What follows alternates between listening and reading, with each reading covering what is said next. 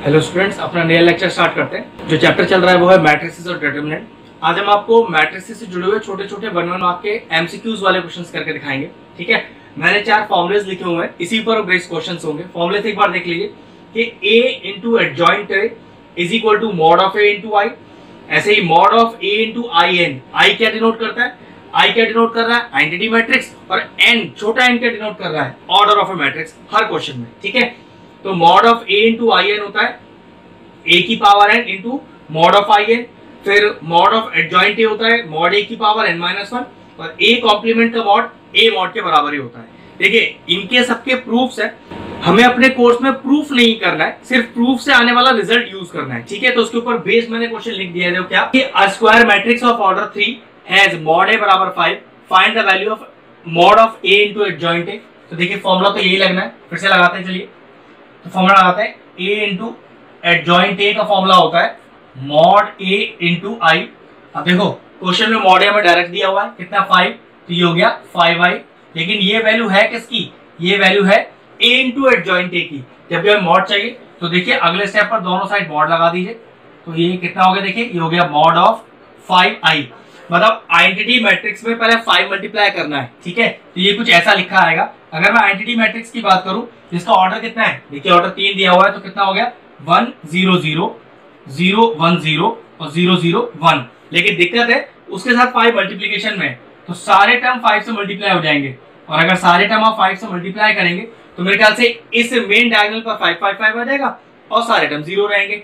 अब डिटरमिनेंट को सॉल्व कैसे करते हैं? देखिए, प्लस माइनस और प्लस। सबसे पहले +5 लिखिए, इससे जुड़ा कॉलम और रो भूल जाइए।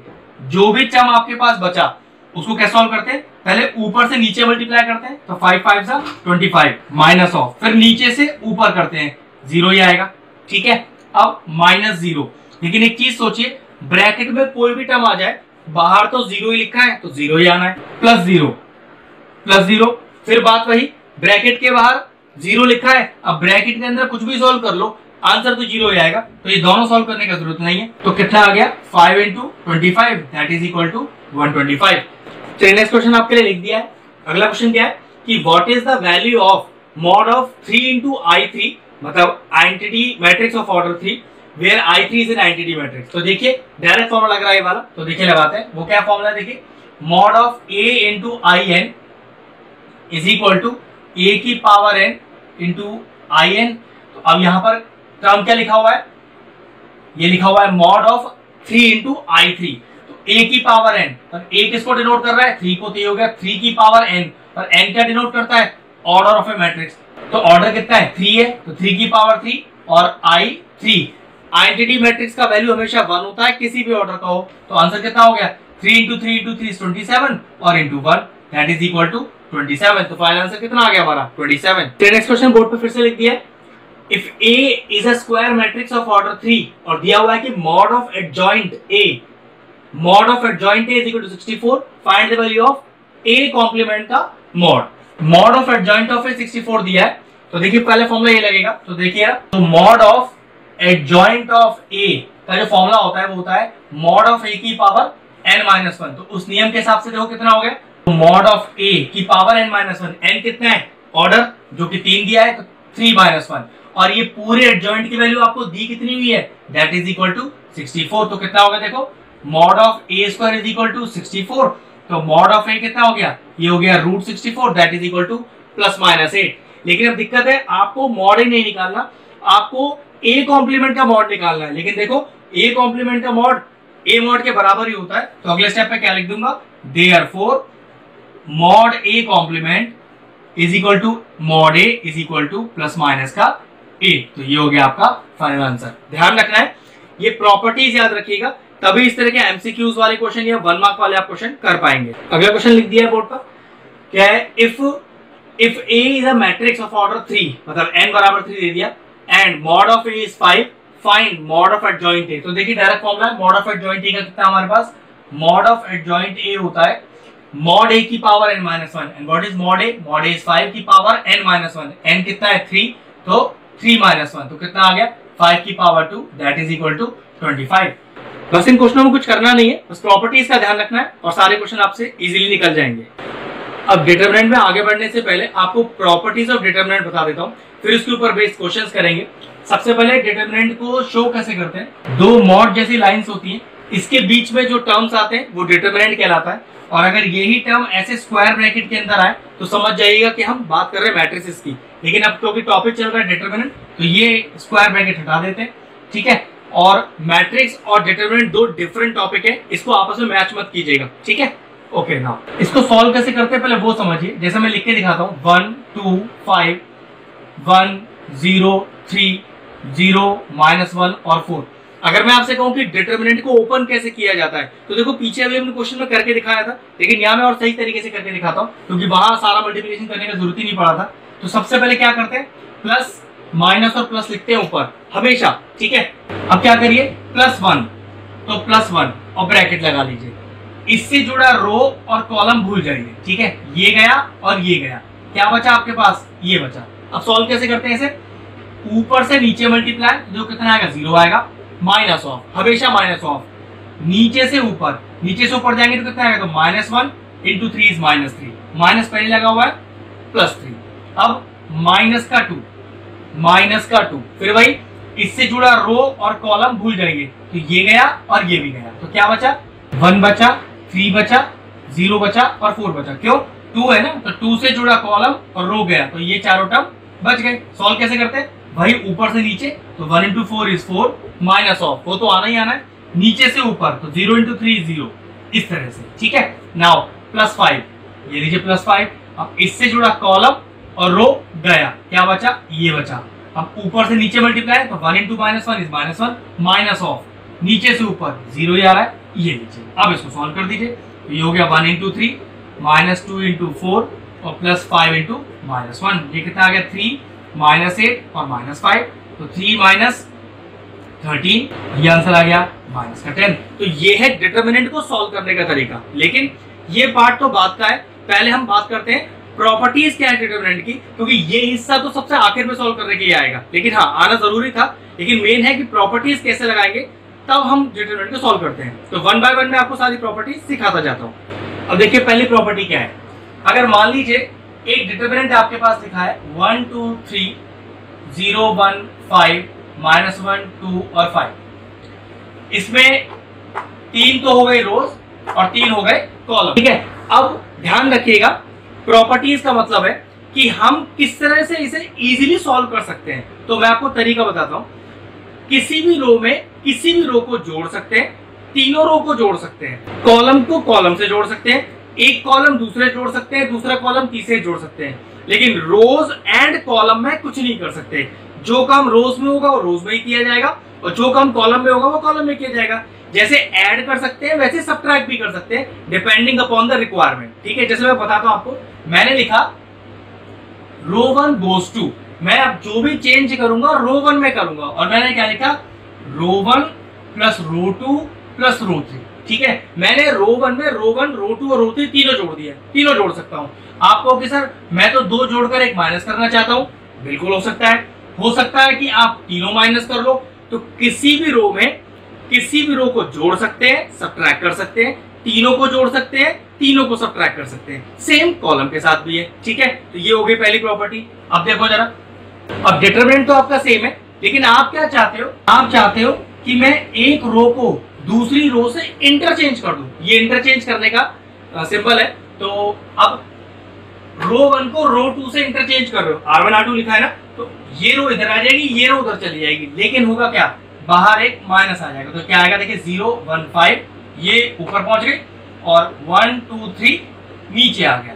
तो ये प्रॉपर्टी है इसकी कि आप रो से रो को इंटरचेंज कर सकते हो, सेम कॉलम से कॉलम को भी इंटरचेंज कर सकते हो। नियम यहाँ पर वही है कि एक माइनस बाहर आएगा। मान लीजिए आपने क्या किया इस बार, कि आपने C1 को C3 से इंटरचेंज कर दिया, मतलब कॉलम 1 को कॉलम 3 से इंटरचेंज किया, कॉलम 1 को कॉलम 3 से, तो फिर एक माइनस बाहर आएगा, तो मतलब अगले स्टेप पे वो माइनस तो चला गया। अब इसको इधर रख दीजिए, इसको इधर रख दीजिए, तो 5 3 5 1 2 2 0 1 और -1, ये है इसकी दूसरी प्रॉपर्टी। अब जो नेक्स्ट प्रॉपर्टी वो समझिए कि मान लीजिए आपके पास एक ऐसा डिटरमिनेंट है जिसके पास बिल्कुल सेम है 2 रोज। देखिए 1 2 3 1 2 3 if any of the two rows, even ये बात कॉलम के साथ भी हो सकती थी, ठीक है, if any of the two rows और any of the two columns are exactly same, तो we can say that determinant is zero. Solve करने का जरूरत ही नहीं है, डायरेक्ट जीरो लिख सकते हैं, आप करके देख लो, जीरो ही आएगा आंसर। ऐसे ही अगर किसी एक पर्टिकुलर रो में तीनों के तीनों एलिमेंट जीरो हो जाए एक साथ, ये काम कॉलम के साथ भी चलता है। कोई एक पूरा कॉलम तीनों एलिमेंट जीरो हो जाए तो डायरेक्टली डिटरमिनेंट कितना हो जाता है, जीरो हो जाता है। जैसे मान लो ये मैं पूरा लिख के दिखाता हूं, तो आप डायरेक्टली जीरो लिख सकते हो। ये काम कॉलम के साथ भी हो सकता था, जैसे कि इस तरह से। तो यहां पर पूरा एक रो में तीनों एलिमेंट जीरो है, यहां पर एक पूरे कॉलम में तीनों एलिमेंट जीरो है, दोनों ही केस में पूरा डिटरमिनेंट का वैल्यू जीरो है। इफ एनी ऑफ अ रो और any of a column has all the element zero, determinant is zero. अब इसकी एक प्रॉपर्टी ऐसी है जिसमें हमारा डिटरमिनेंट स्प्लिट हो जाता है, तो वो प्रॉपर्टी मैं आपको तभी बताऊंगा जब मैं आपको वो क्वेश्चन करके दूंगा। ऐसे बताने में ज्यादा समझ में नहीं आएगा, कोई क्वेश्चन होगा तभी अच्छे से क्लियर होगा। तो हम अपने प्रॉपर्टीज वाले क्वेश्चन स्टार्ट करते हैं। इन प्रॉपर्टीज को जब मैं क्वेश्चन में यूज करूंगा तब एक बार फिर से रिमाइंड करता रहूंगा, लेकिन प्रॉपर्टीज का आना बहुत जरूरी है। 6 मार्क्स तक का क्वेश्चन आता है इसके ऊपर, प्रॉपर्टीज ऑफ डिटरमिनेंट के ऊपर, और प्रॉपर्टी सारी यही लगनी होती है, आंसर बड़े आसानी से आ जाता है। तो चलिए अपना क्वेश्चन स्टार्ट करते हैं। चलिए क्वेश्चन बोर्ड पर लिख दिया है, लेकिन ये क्वेश्चन तो ट्रिकी क्वेश्चन है और छोटा सा 1 मार्क का ही है। इसके ऊपर बेस्ड आगे 4 और 6 वाले भी आएंगे, लेकिन छोटे छोटे क्वेश्चन स्टार्ट करते हैं। देखिए सबसे पहले मैंने क्या किया वो समझते हैं, ठीक है। पहले क्वेश्चन देखते हैं क्या है। क्वेश्चन है कि शो करना है कि डिटरमिनेंट जीरो के बराबर है, क्योंकि शो करना है तो देखो मैंने क्या किया, ये जीरो हटा दिया और इसको मैंने LHS मान लिया। अब मैं आंसर में जीरो लेकर आऊंगा, तो मैंने प्रॉपर्टी क्या बताई थी कि किसी भी कॉलम से किसी भी कॉलम को जोड़ा जा सकता है। तो देखो मैं क्या कर रहा हूं, इस कॉलम 3 में कॉलम 2 को जोड़ रहा हूं। इसका फायदा आपको अभी समझ में आ जाएगा। तो मैंने लिखा कॉलम 3 गोज टू, इसको बोलते हैं, जो मैं जो लिख रहा हूं उसको बोलते हैं ऑपरेशन, ठीक है। तो column 3 goes to column 2 plus column 3, मतलब कॉलम 3 में कॉलम 3 और कॉलम 2 को जोड़ दीजिए। तो चलिए जोड़ते हैं। तो कॉलम 1 में कोई अंतर नहीं, सेम रहेगा।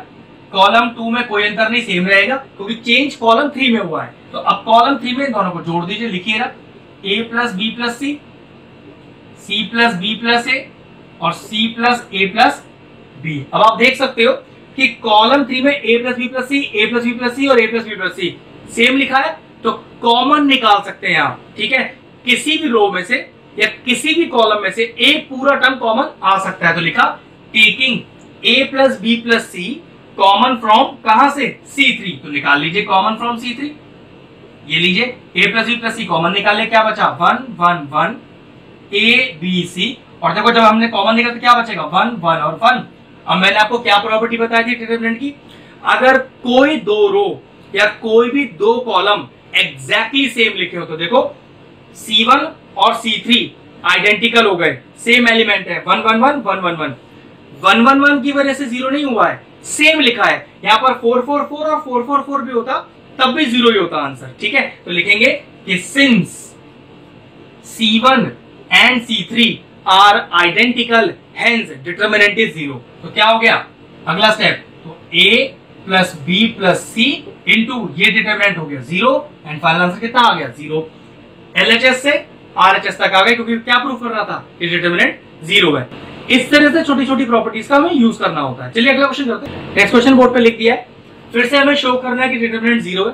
देखो क्योंकि प्रूफ करना है तो फिर से भाई मैं लिख लेता हूँ LHS और यहाँ जीरो हटा देता हूँ, ये तुम्हें प्रूफ करके लाना है। अब देखो क्वेश्चन को देखकर मैं तो समझ पा रहा हूँ, कितनी बार ऐसा होता है बच्चे पूछते हैं इस चीज के लिए कि सर आपको तो पता है कैसे सॉल्व करना है, लेकिन हर डिटरमिनेंट के लिए मुझे कैसे पता चलेगा कौन सा ऑपरेशन लगाना है। तो मैं सच बता रहा हूँ, मुश्किल से 2 से 3 क्लास आप वेट कर लो, आप भी खुद समझ जाओगे देखकर कि क्या लगाना है। लेकिन जितने क्वेश्चन मैं आपको कराऊं उन्हें आप परफेक्टली घर पे एक बार अच्छे से रिवाइज करना, 100% गारंटी देता हूं। आप भी एक एक क्वेश्चन कर लोगे, अरे यार ये तो अभी 1 मार्क का क्वेश्चन नहीं है सिर्फ, आप 6 मार्क्स के बहुत बेहतरीन क्वेश्चन अपने आप सॉल्व कर लोगे मेरी हेल्प के।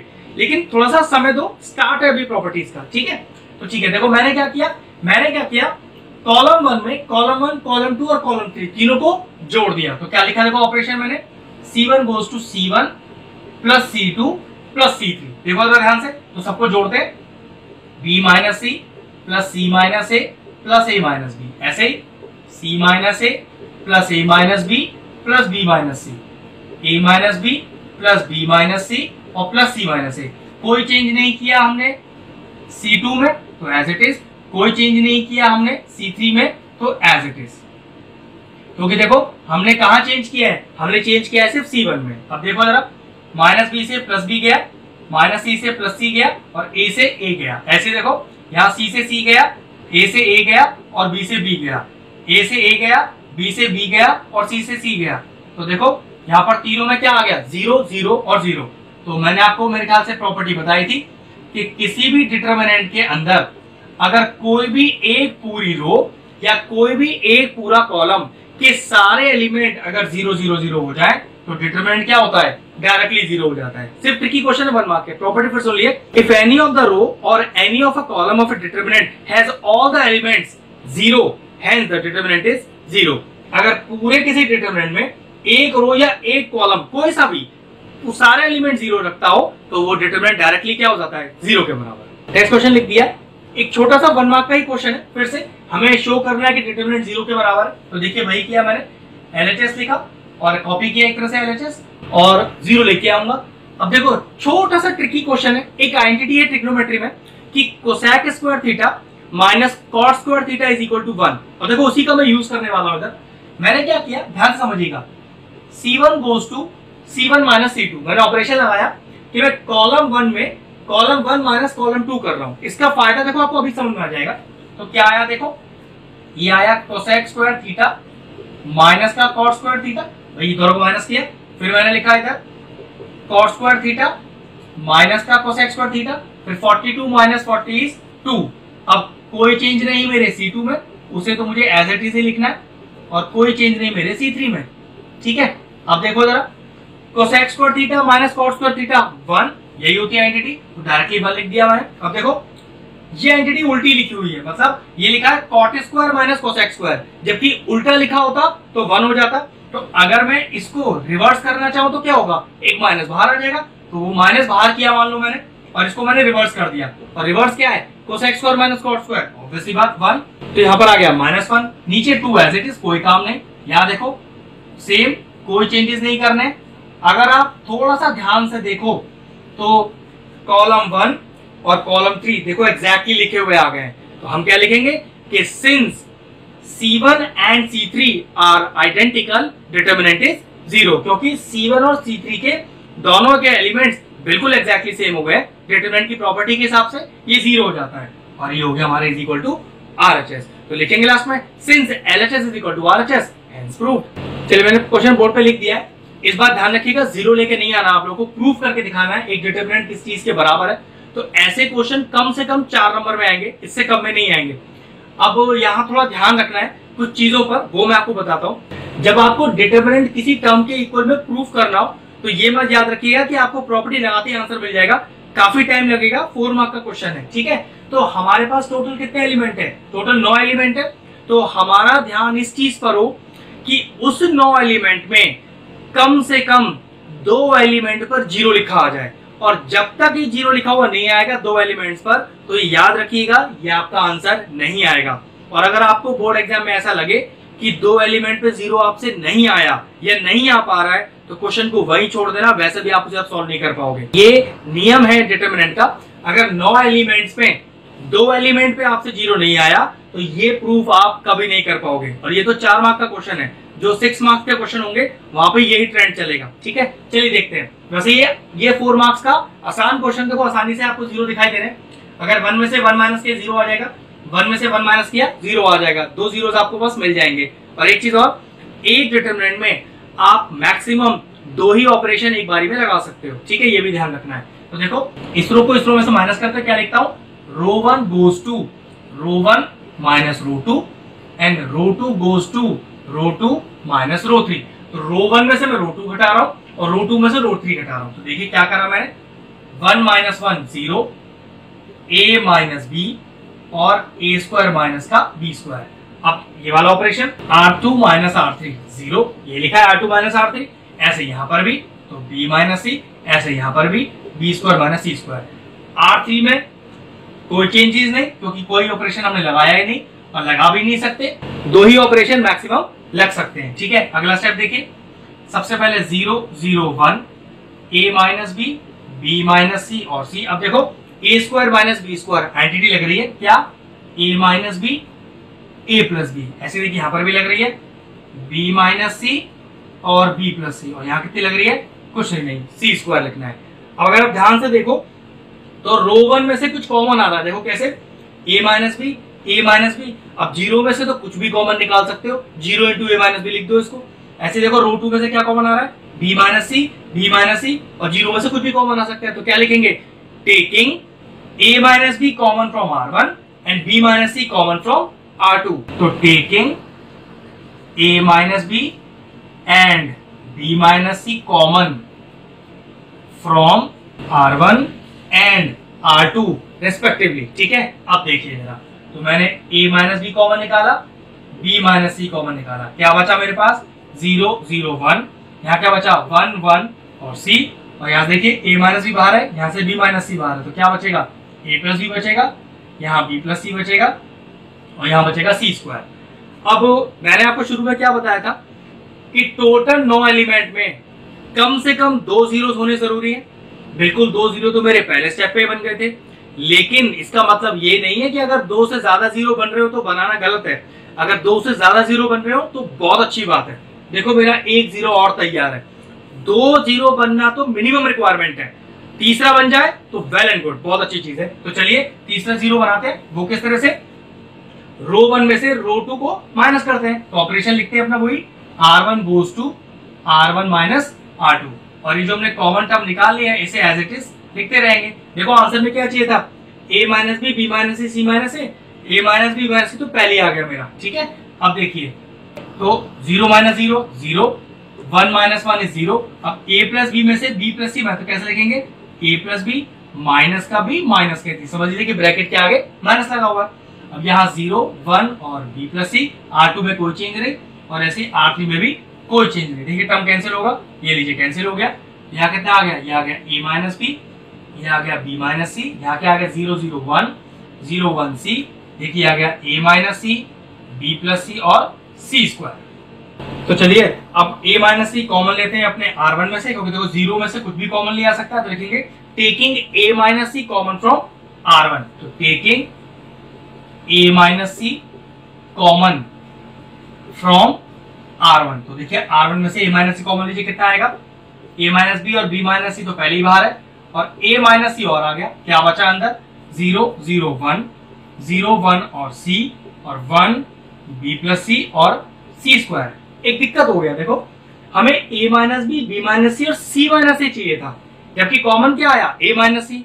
तो पक्की बात है ये वैल्यू रिवर्स होनी चाहिए, रिवर्स के लिए एक माइनस का होना जरूरी है, और ये डिटर्मिनेंट भी गायब होना चाहिए, तो ये बात भी कंफर्म है। अब मैं इस डिटर्मिनेंट को अगर सॉल्व करूं तो वैल्यू -1 आनी चाहिए, तब मैं -1 को a माइनस सी से मल्टीप्लाई करूंगा, ये क्या बन जाएगा, c माइनस से बन जाएगा। चलिए करके देखते हैं। तो डिटर्मिनेंट को सॉल्व करने का वही तरीका, प्लस माइनस और प्लस। अब बात वही है, देखो a minus B B minus C और a माइनस सी तो बाहर है, इसका तो कुछ करना ही नहीं है। अब देखो प्लस जीरो कुछ भी लिख लोगे ब्रैकेट में, जीरो आएगा, लिखने की जरूरत नहीं, -0 ब्रैकेट में कुछ भी लिख लो, फायदा ही नहीं, जीरो से मल्टीप्लाई हो रहा है। अब देखो +1 तो +1, अब इससे जुड़ा रो और कॉलम चला गया, क्या बचा, ये बचा। सॉल्व करने का तरीका, ऊपर से नीचे मल्टीप्लाई, तो 0 इंटू सी 0 माइनस ऑफ नीचे से ऊपर 1 1 जा 1। देखिए मैंने आपसे क्या कहा था कि इस पूरे का आंसर कितना आना चाहिए, -1 आना चाहिए, -1 ही आ रहा है, ये लीजिए, क्योंकि देखो ये 0 और ये -1।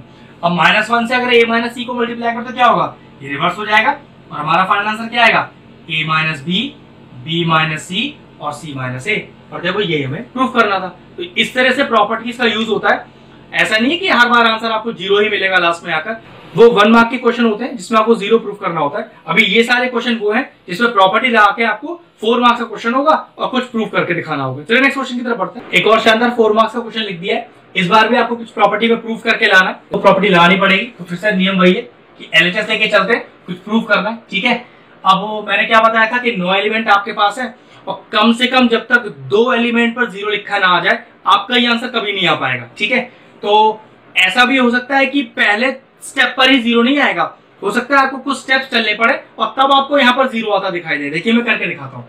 सबसे पहले मैंने क्या किया, मैंने इसमें किया C1 goes to C1 plus C2 and C2 goes to C2 plus C3। अभी आपको देखो समझ में आ जाएगा ऐसा क्यों किया गया। और मैंने आपसे कहा था एक बार ही मैक्सिमम 2 ही ऑपरेशन आप लगा सकते हो। ये जो मैंने C1 में लगाया और C2 में लगाया, आप R1 और R2 में भी लगा सकते थे। ठीक है, ये प्रैक्टिस से ही आपको समझ में आएगा कि कैसे करते हैं। तो चलिए, तो C1 में C1 और C2 जोड़ते हैं और C2 में C2 और C3 जोड़ते हैं। तो चलिए जोड़ते हैं। तो A plus B plus C minus का C plus A plus B plus C जोड़ रहे हैं ना, तो माइनस B और प्लस प्लस के साथ मैंने ये लिख दिया। अब C2 में C3 जोड़ना है, तो देखिए minus C plus minus B, ऐसे देखो A plus B plus C और जोड़ना है ना, तो प्लस इंटू माइनस तो माइनस ही होता है। ऐसे यहाँ पर minus A plus A plus B plus C, C3 में कोई चेंज नहीं, तो ये हमारा रहेगा एज इट इज। ठीक है, अब देखो इससे आपको फायदा क्या हुआ। ये चला गया, क्या बचा A प्लस B, C से C चला गया, क्या बचा देखो A प्लस B, यहां बचा minus B minus A, minus common ले लो, क्या बचा A प्लस B। देखो A plus B A plus B A plus B, R1 में सारे एलिमेंट A प्लस B हो गए, कॉमन आ सकता है बाहर। यहाँ देखो क्या बचा minus C minus B, minus common ले लीजिए, तो क्या बचा B प्लस C, यहाँ देखिए B प्लस C, यहाँ देखिए B प्लस C। तो देखो फायदा यहाँ से क्या हुआ, B प्लस C कॉमन आ गया, तो A प्लस B भी कॉमन है, B प्लस C भी कॉमन है। देखो A प्लस B और B प्लस C दो टर्म भी आ गया आपके पास। तो ये होता है फायदा करने से। और प्लीज ये चीज प्रैक्टिस से आता है, एकदम से आपको नहीं आएगा। जैसे जैसे आप क्वेश्चन करते जाओगे वैसे वैसे आपको क्लियर भी होता जाएगा, आप खुद देख के समझ जाओगे क्वेश्चन में कौन सा ऑपरेशन लगाना है। तो लिखेंगे taking A plus B and B plus C common from C1 and C2 respectively. तो लिखेंगे taking A plus B and B plus C common, बिल्कुल प्रॉपर स्टेप के साथ लिखना है, from C1 and C2 respectively. तो चलिए निकाल लीजिए बाहर। तो A प्लस B और ये हो गया B प्लस C। कितना बचेगा देखिए अंदर 1 1 और माइनस 1, फिर यहाँ माइनस 1 1 और 1, और यहाँ माइनस B माइनस A और A plus B plus C। अभी तक देखिए आपके पास जीरो नहीं आया दो एलिमेंट्स पर, तो आंसर नहीं आ सकता। लेकिन देखो अब जीरो बहुत आसानी से बन जाएगा। कैसे देखो, 1 में से 1 माइनस करो तो जीरो आ जाएगा, माइनस 1 में प्लस 1 करो तो भी जीरो आ जाएगा, फर्क ही नहीं पड़ता, आप कुछ भी लगा लो ऑपरेशन, जीरो तो बनेगा ही बनेगा। तो देखो मैंने क्या किया, मैं इन दोनों को जोड़ रहा हूं आपस में, कैसे भी लगाइए ऑपरेशन फर्क नहीं पड़ेगा। तो देखो मैंने क्या किया, मैंने किया C1 goes to C1 plus C2।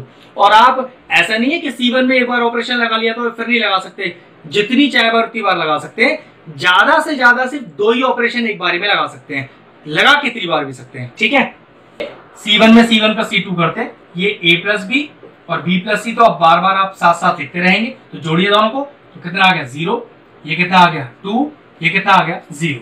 ठीक, यहाँ कोई चेंज नहीं किया था हमने, तो एज इट इज लिख दिया, कोई चेंज नहीं तो एज इट इज लिख दिया। अब देखो C1 में से आप 2 कॉमन निकाल सकते हो, तो 0 और 0 में से कुछ भी कॉमन आ जाएगा, 2 लिखा हुआ है तो लिखेंगे टेकिंग, तो लिखेंगे टेकिंग 2 कॉमन फ्रॉम C1, तो लिख दीजिएगा टेकिंग 2 कॉमन फ्रॉम C1। मैंने 2 बाहर निकाल लिया, तो 2 इंटू A प्लस B और B प्लस C, तो क्या बच गया 0 1 0, माइनस 1 1 और 1, और माइनस B माइनस A और A plus B plus C। वैसे देखिए 2 0 वाली रिक्वायरमेंट तो हमारी पूरी हो चुकी है। इसी स्टेप पर अगर मैं एक्सपैंड कर दूं प्लस माइनस प्लस लगाकर, तो ये आंसर एग्जैक्टली आ जाएगा। लेकिन देखो चाहो तो एक 0 और बना सकते हो, लेकिन ये आपकी चॉइस पर होता है, आपको 0 तीसरा बनाना है कि नहीं। पिछले क्वेश्चन में मैंने तीसरा 0 बना के सॉल्व किया था, अगर मैं नहीं भी करता तीसरा 0 बना के तो बहुत ब्रिलियंट तरीके से मेरा आंसर आया था। चलो इस बार मैं क्या करता हूँ, तीसरा 0 बनाता नहीं हूँ, और देखो बिना तीसरा 0 बनाए मैं आपको आंसर निकाल के दिखाता हूँ। ठीक है, तो ओपन करने का वही तरीका प्लस माइनस प्लस, लेकिन देखो आप प्लस माइनस प्लस यहाँ भी लगा सकते हो, क्योंकि देखो 2 0 एक साथ है ना, तो सॉल्व कम करना पड़ेगा। देखो मैंने क्या किया, प्लस माइनस और प्लस, तो देखो 2 A प्लस B और B प्लस C, ये तो बाहर है, इससे तो कोई मतलब ही नहीं है। 0 प्लस 0 प्लस 0, अब ब्रैकेट में कुछ भी लिख लो, 0 ही आना है आंसर। माइनस 1 तो माइनस 1, तो इससे जुड़ा रो और कॉलम गया, क्या बचा, ये दोनों बचे और ये दोनों बचे। तो कैसे नियम है, ऊपर से नीचे मल्टीप्लाई, तो देखो minus A minus B minus C minus of, नीचे से ऊपर, नीचे से ऊपर में देखो 1 into minus B minus B, minus पहले लिखा हुआ है तो प्लस भी आ गया। अब प्लस 0 से कोई फायदा नहीं, ब्रैकेट में कुछ भी लिखोगे तो अंदर 0 ही आएगा। अब देखो माइनस B से प्लस B चला गया, तो क्या बचा 2 A plus B B plus C, और देखो अब अंदर ब्रैकेट में क्या आएगा -1 लिखा हुआ है। अब यहाँ है माइनस से और माइनस सी, माइनस कॉमन लो तो ये प्लस हो जाएगा और ये कितना बन जाएगा a प्लस सी। तो देखो फाइनल आंसर कितना आ गया, twice of a plus b plus C और c प्लस a। और देखो ये मुझे आंसर चाहिए था, तो ये हो गया हमारा फिनिश क्वेश्चन। चलिए नेक्स्ट क्वेश्चन लिख दिया है। ये भी एक छोटा सा ही क्वेश्चन है, बहुत बड़ा क्वेश्चन तो नहीं है, लेकिन प्रूफ कुछ करके लाना है। 4a² b² c²। तो देखो यहाँ पर भी वही प्रूफ करना है, तो यहाँ मैंने लिख दिया LHS और मैं RHS लेके आऊंगा अपना।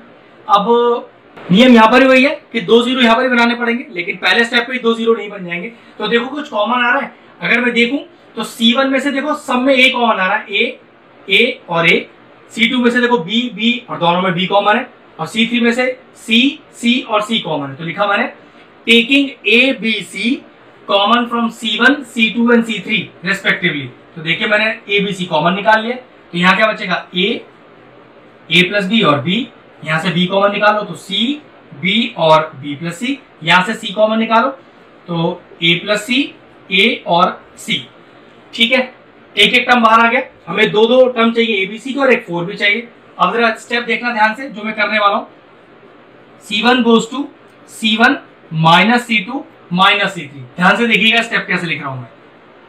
तो C1 में मैं तीनों माइनस कर रहा हूं, तो A minus C minus A minus C, A plus B minus B minus A, B minus B minus C minus C। मतलब इसमें से दोनों को माइनस, इसमें से दोनों को माइनस, इसमें से दोनों को माइनस।